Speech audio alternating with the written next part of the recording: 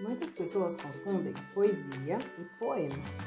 Poesia é aquilo que transmite emoção, fruição, beleza, alegria. É aquilo que nos emociona, que nos traz beleza, tá? Então a poesia pode estar em qualquer lugar. A poesia pode estar na arte, de um modo geral, escrita ou não, linguagem verbal ou não verbal, num quadro, numa escultura, em qualquer lugar que haja beleza, que haja sentimento, transmita emoção, ali há poesia. O poema é diferente da poesia. Poema é um gênero textual. Ele é escrito de uma maneira diferenciada e muito reconhecido pela sua estrutura específica. Nós vamos ver algumas diferenças hoje, mais específicas entre poesia, poema, tipos de poemas, aqueles mais conhecidos, aqueles mais populares, tá bom? Então vamos lá na nossa aula de hoje. Na aula anterior, nós vimos a diferença entre poesia e poema. A estrutura do poema se apresenta de uma forma muito peculiar e ela é muito reconhecida logo na hora que nós batemos o olho numa folha. O poema é um gênero textual com estrutura e características próprias. Ele é organizado em versos, estrofes, possui uma métrica, ritmo e rima. É importante frisar que nem sempre o poema tem rima. Algumas pessoas acham que o poema só é poema quando ele está rimando, e nem sempre é assim, tá? A estrutura do poema é dividida da seguinte maneira. Nós temos o verso. O verso é cada linha de um poema. No texto em prosa, como contos, crônicas, fábulas, notícias, todo texto que não é poema é chamado de prosa. Nesses textos, nós chamamos aquilo que é escrito em cada espaço, em cada frase de linha. No poema, nós chamamos de verso. Esses versos podem estar agrupados. O agrupamento de versos é chamado de estrofes. Então, nós podemos ter estrofes com as mais variadas quantidades de versos. Nós podemos ter estrofe com 3 versos, nós podemos ter estrofes com 10 versos. Isso independe. Vai depender ou de uma estrutura pré-estabelecida, como nós veremos adiante, ou da própria vontade e interesse do poeta. No poema, nós podemos ou não encontrar a rima. Rima são sons iguais ou similares que aparecem na terminação das palavras. A rima vem no final do verso. Às vezes pode haver a rima interna, mas de um modo geral ela é muito reconhecida quando ela aparece no final. Como eu disse, os sons podem ser iguais ou similares. O mesmo som, o som da rima não precisa necessariamente ser igualzinho. E aí está a diferença daquilo que nós chamamos de rima rica ou rima pobre.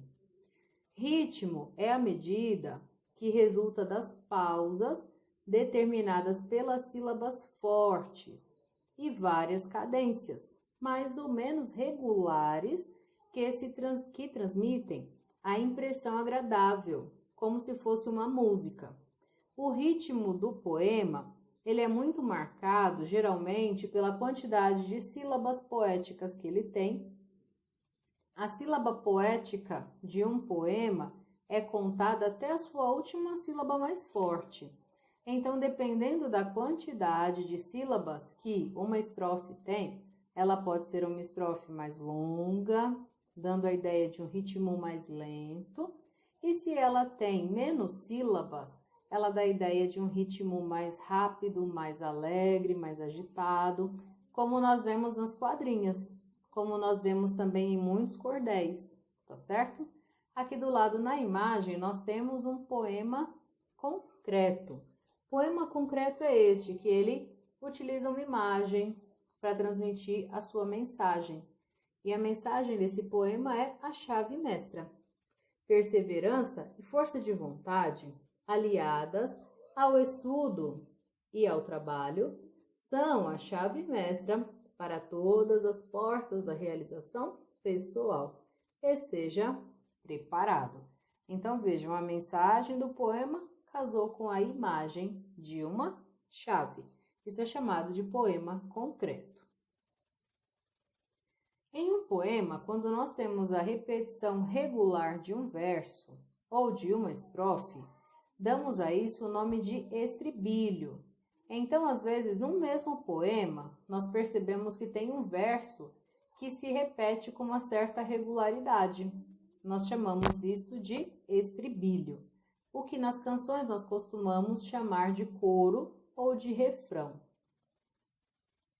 O poeta utiliza muitas vezes o estribilho como efeito para reforçar uma ideia, para reforçar uma emoção, para demonstrar um sentimento. Então, o estribilho pode ser muito utilizado nos poemas. Nós temos alguns modelos conhecidos de poemas. Um deles é o acróstico. Talvez você não soubesse que o nome disso era acróstico. Mas o que é? É composto de apenas uma estrofe, formado pelas letras iniciais de um nome, de uma palavra, que pode ser escolhida aleatoriamente pelo seu poeta, e com cada letra desta palavra, nós temos então um verso. Aqui, por exemplo, eu escolhi a palavra saudades. Vocês podem ver aí que está de preto aparecendo na linha. E da palavra saudades, eu fiz um acróstico. Seria bom abraçar você uma vez apenas, demoradamente. Apesar de tudo, distância nada, esperança é tudo, saudade passa. Note que não tem aí a importância da rima no acróstico, mas o acróstico é sempre escrito nessa estrutura. Uma estrofe em que eu escolho uma palavra e esta palavra, então, é utilizada para formar cada verso do poema. Nós temos também as quadrinhas. As quadrinhas são modelos muito conhecidos de poemas. Elas são conhecidas também como poemas populares, compostas sempre de uma estrofe de 4 versos. Por isso são chamadas de quadrinhas. Nós temos também a trova. A trova também é uma estrutura de 4 versos. A diferença entre uma e outra é que a quadrinha é muito popular. Ela é formada de versinhos, às vezes até infantis, muito associados ao folclore. Faz parte da cultura popular. A trova, apesar de também ser simples, ela tem um tom mais lírico do que a quadrinha. Então, aqui nós temos um exemplo de quadrinha e 2 trovas. Eu coloquei meu nome no teu relógio, querida. Faça agora o que quiser das horas da minha vida. Veja que aí nós temos a rima no segundo e no 4º verso. Depois nós temos aqui a trova 120, do R.M. Cardoso. A poesia tornou-se a essência do sonhador, e a rima fica mais doce quando o verso é de amor. E temos também a trova 75, do mesmo autor. Teus olhos são brilho d'aura, inspirando o trovador, poesia que restaura o sonho do sonhador. Notem que nos 3 exemplos nós temos o segundo e o 4º versos rimando. Então, a rima é muito presente nas quadrinhas e na trova também.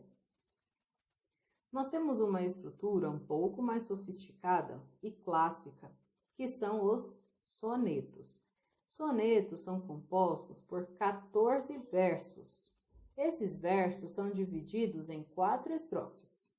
As 2 primeiras estrofes têm 4 versos e as 2 últimas 3 versos. Uma estrofe de 4 versos nós chamamos de quarteto e uma estrofe de 3 versos nós chamamos de terceto. Ou seja, apesar do nome ser um pouquinho complicado, não é difícil. No soneto, nós temos 2 quartetos e 2 tercetos. Note aqui no soneto de Vinícius de Moraes, soneto da Fidelidade, como ele fez essa rima.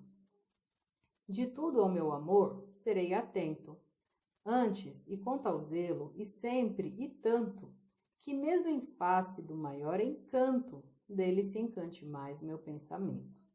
Quero vivê-la em cada bom momento, e em meu louvor hei de espalhar meu canto, e rir meu riso, e derramar meu pranto, ao seu pesar ou seu contentamento.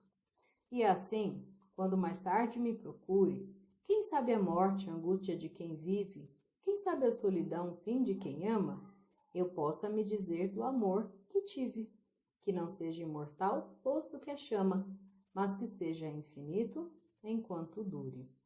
Notem que do lado tem algumas letras. Essas letras marcam a rima. Quando vocês encontrarem ou quiserem escrever sobre um esquema de rimas, você vai utilizar letras para mostrar as rimas semelhantes. Então, por exemplo, no primeiro verso, atento, rima com o quarto verso, pensamento. Aí nós vamos para a segunda estrofe. O primeiro verso, momento, também rima com essas palavras. E no quarto verso, contentamento. Notem que todas as rimas, atento, pensamento, momento e contentamento, eu marquei com a letra A.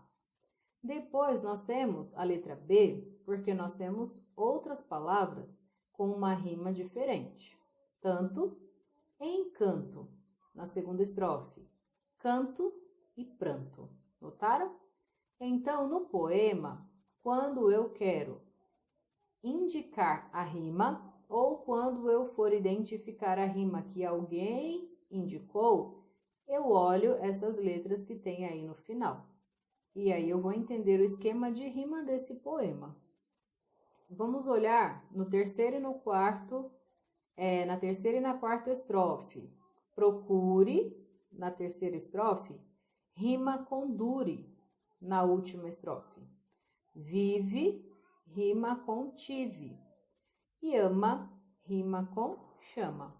Notaram? Então, nós temos aí mais duas palavras que rimam, procure e dure, outras duas rimas diferentes, vive e tive, e mais uma rima, ama e chama, que foram marcadas também com letras diferentes.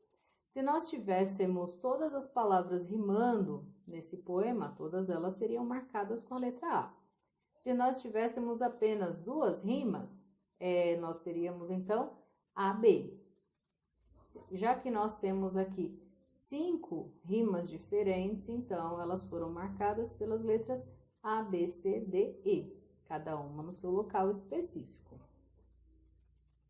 E o último modelo conhecido de poema que nós vamos ver hoje é o cordel, que é um dos meus preferidos. O cordel, principalmente o cordel nordestino, é uma expressão popular que se caracteriza pela declamação de poemas.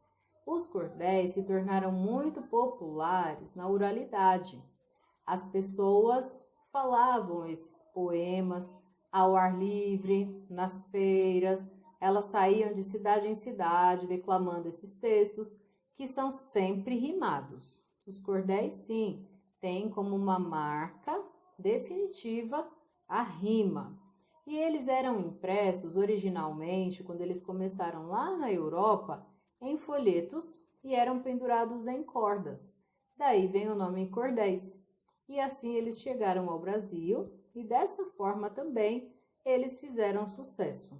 Na arte, o cordel está muito ligado à xilogravura. Essa imagem que nós temos aí em cima dos dois homens tocando violão ou viola. E ela é feita geralmente em madeira, talhada em madeira e em preto. E assim temos a impressão geralmente da capa de um livro de cordel. Os cordéis também estão associados na música ao repente. Então, como exemplo do repente no Brasil, nós temos o caju e castanha. Geralmente, por terem versos com menos sílabas poéticas, versos mais curtos, o poema cordelista tem uma musicalidade muito característica.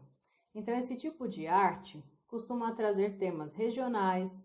Eles contam as histórias de personagens locais, como por exemplo o Lampião tem um cordel destinado à sua história. Lendas folclóricas, além também de serem muito utilizadas para críticas e apontamentos sociais. Aqui nós temos um exemplo de cordel. Nesse cordel nós temos uma estrofe de 8 versos.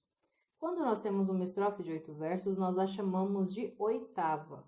Mas nós também temos cordéis com 4 versos, que são chamados de quadrilha, de 6, sextilha, de 10, décima também. E repetindo, os cordéis sempre vêm marcados por um ritmo muito alegre e sempre pela rima. Então, nós temos aqui 2 estrofes do Cordel da Virada, escrito por mim no início desse ano. 2020 acabou. Obrigada, meu senhor. Mas agradecer porque só mencionei terror, reclamei em 4 estrofes o ano que só trouxe dor. Agradecer o quê? Nada de bom acontecer? É por isso, meu amigo, que eu gosto de escrever, porque dá para ler o escrito, o registro e refazer. Vou começar tudo de novo. Reclamar não, agradecer. Que cabeça esquecida, tanta bênção recebida. Notam? Pelo tamanho do verso, nós temos aí uma certa musicalidade. Se vocês pesquisarem outros cordéis, ou se vocês se lembrarem, um muito famoso é o cordel do Pavão Misterioso. Vocês vão notar que, ao contrário do meu, eles têm uma métrica muito regular. Ou seja, eles têm versos com o mesmo tamanho. Todos os versos de cada estrofe têm o mesmo tamanho. E isso acaba gerando uma musicalidade muito percebida nessas obras de arte, que são os poemas de cordel. A poesia traz emoção, expressa sentimentos, torna a vida mais leve, mais bela, mais viva. É o filtro que dá mais cor à realidade. Então, fica aí a sugestão de leitura. Um pequeno livro de poemas chamado Inspiração na Solidão, Poesias de uma Quarentena, que eu mesma escrevi nesse período. Até a próxima aula.